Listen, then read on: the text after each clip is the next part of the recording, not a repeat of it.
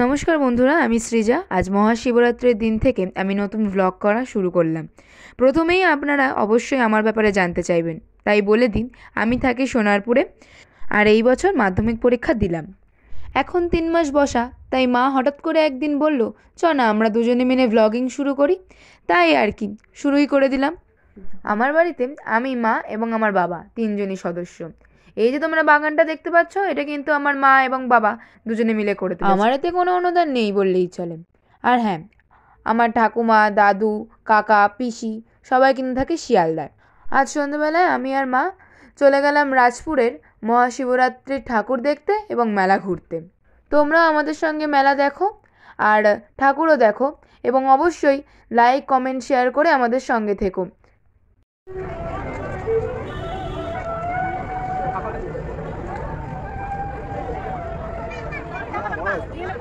এই যে তোমরা কালীমা দেখতে পেলে, ইনি কিন্তু এই রাজপুর এরিয়ার সবথেকে বড় কালীমা।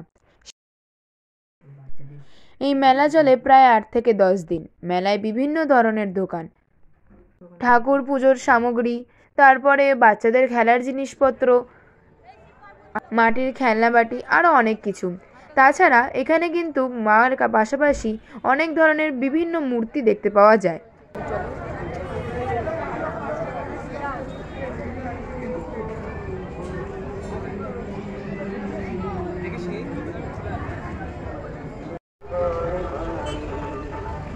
চলো।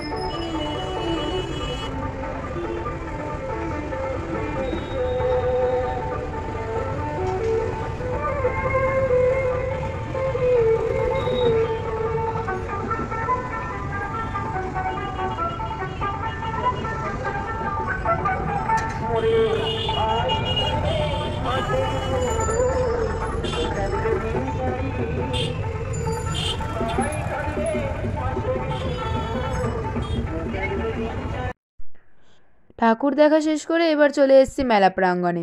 বিভিন্ন ধরনের দোকান, এবারে আবার নতুন দেখলাম মকটেলের দোকান বসেছে। তারপরে মায়ের সঙ্গে এগিয়ে গেলাম বিভিন্ন ধরনের দোকান দেখতে দেখতে। মেলার ভেতরে বাচ্চাদের বিভিন্ন ধরনের রাইডও বসেছিল।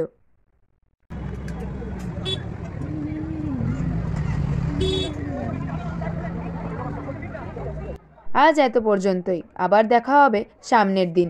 পাশে থাকবেন, সাপোর্ট করবেন। ধন্যবাদ।